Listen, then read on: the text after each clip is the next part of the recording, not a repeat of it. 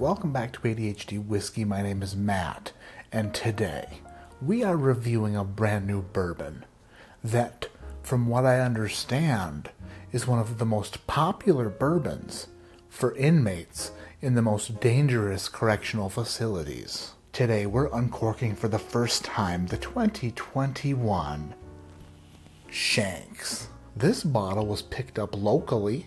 It was at a local store, well, about an hour from here. About an hour from here, I walked into a store with my 4-year-old and 5-year-old because I told them we were going bourbon hunting, and they were like, only if we can get a lollipop afterwards. And I was like, deal. I walked into the store, and this bad boy was locked up right next to this bad boy, the bomb burgers. The bomb burgers. We'll review the bomb burgers in a later video, but tonight we're reviewing Shanks. It's a Kentucky sour mash bourbon whiskey. It's from the Michter's Distillery and comes in at 91.2 proof. It comes in an elegant wine-shaped bottle, and it really shows off the color of the bourbon. It looks beautiful. Looks like a beautiful color. America. Oh, that was a nice pop. This bottle of Shanks says small batch, 91.2 proof. It's got 2 horses on their hind legs giving each other nooks right there in a circle. They're like, hey, there's 2 of us in this circle. Let's high five. Psh. You know what? Wait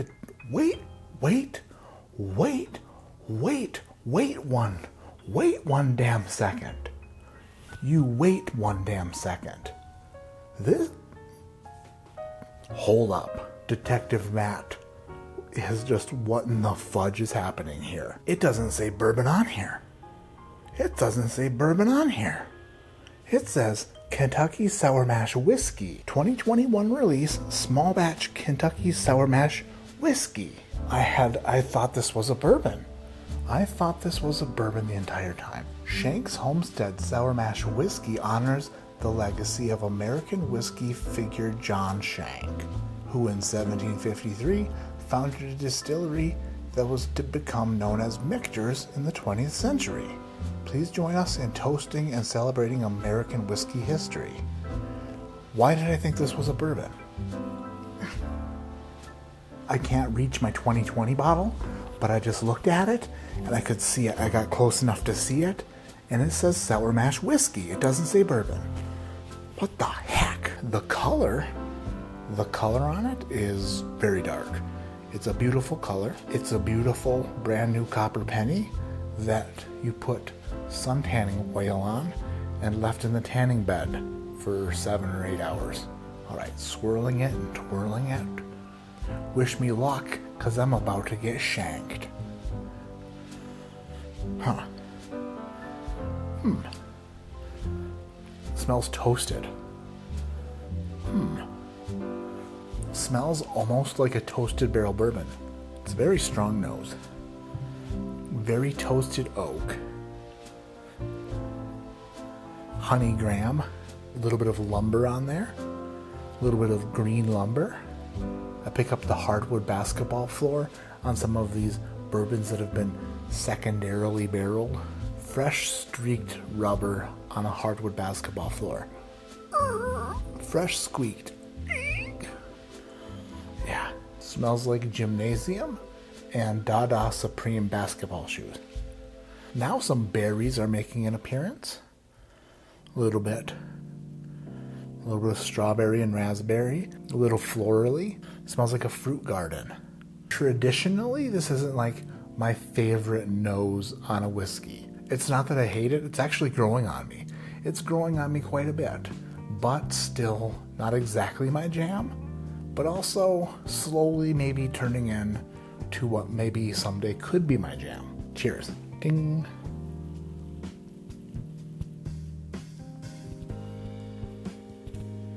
It's nice.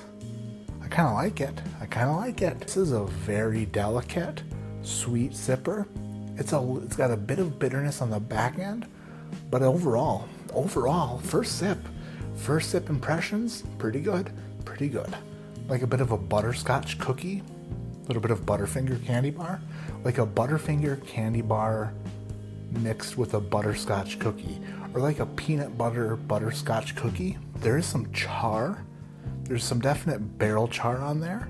There's a barrel char on the finish that's really lingering around. It's got some dark chocolate, some butterscotch, some caramel, little bit of like candied peanut butter, like a Butterfinger. I would really like to know what the scoop is on this stuff, what the story is. It's enjoyable, I like it.